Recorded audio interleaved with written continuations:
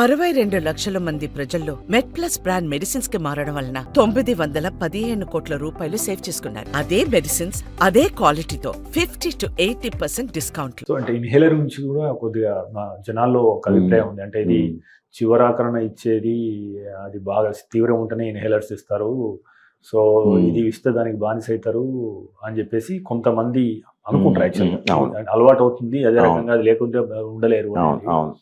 Actual గా asthma చేసే నష్టంతో పోల్చుకుంటే యాక్చువల్ గా ఇన్హేలర్స్, ఇప్పుడు మోడర్న్ ఇన్హేలర్స్ ఎంత మెరుగు, దాని గురించి కొద్దిగా అవగాహన కల్పిస్తారు. అది చాలా మంచి క్వశ్చన్ అండి. మనకి ఏంటంటే ఇప్పుడు ఆస్తమాకి gold standard of treatment is inhalers ప్రపంచం అంతా. అది మాత్రం ఫస్ట్ మనం అర్థం చేసుకోవాలి.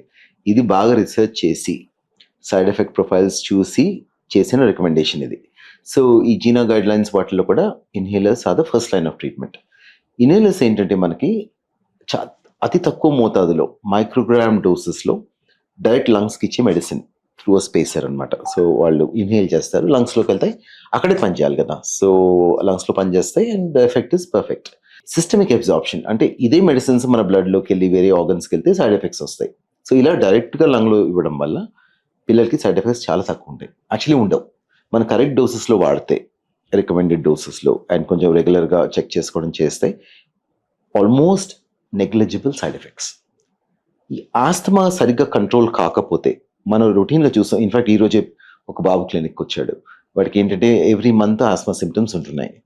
ప్రాబ్లం ఏమవుతుందంటే 1.5 years నుంచి గ్రోత్ బాగా రెస్ట్రిక్ట్ అయిపోయింది, అసలు 1-2 centimeters కూడా పెరగలేదు 1.5 yearsలో. ఎందుకు ఇదైందంటే because of frequent chest symptoms. మన బాడీలో ఎక్కడైనా ప్రాబ్లం వస్తే ఆ ఎనర్జీ అంతా అటు డైవర్ట్ అయిపోద్ది. మన పిల్లల గ్రోత్ ఇస్ వెరీ ఇంపార్టెంట్. ఆ గ్రోత్ కాకుండా ఈ ఎనర్జీ అంతా ఈ లంగ్ రికవరీలోనే ఇదైపోతుంది. సో మనం కంట్రోల్లోకి తీసుకొచ్చేస్తే పిల్లల గ్రోత్ కూడా ఆటోమేటిక్గా పెరిగిపోతుంది. ఇదే చైల్డ్ మనం ఇంకో 6 monthsలో చూస్తే డెఫినెట్గా ఆస్మా కంట్రోల్ అయిపోతే he will grow much faster. ఇవన్నీ చూస్తాం. So the direct effect of asthma సరిగ్గా కంట్రోల్ చేయకపోతే స్కూల్ మిస్ అవ్వడము, గేమ్స్ ఆడలేకపోవడము, గ్రోత్ ఎఫెక్ట్ ప్రాబ్లమ్స్ అండ్ ఫ్యామిలీకి స్ట్రెస్ అండ్ మెడికల్ ఇది అటెండెన్సెస్, సో ఇవన్నీ ఉంటాయి.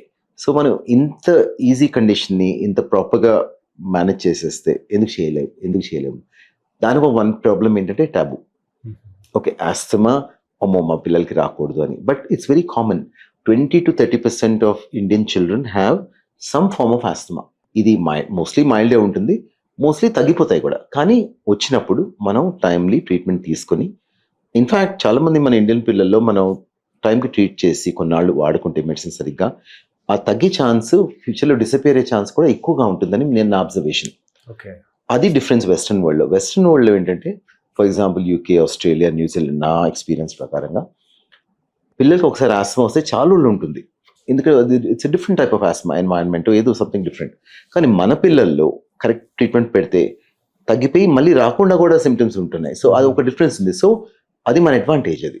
సో మనం అందుకని భయపడకుండా ఇన్హేలర్స్ డాక్టర్స్ రాస్తే చక్కగా వాడుకోండి.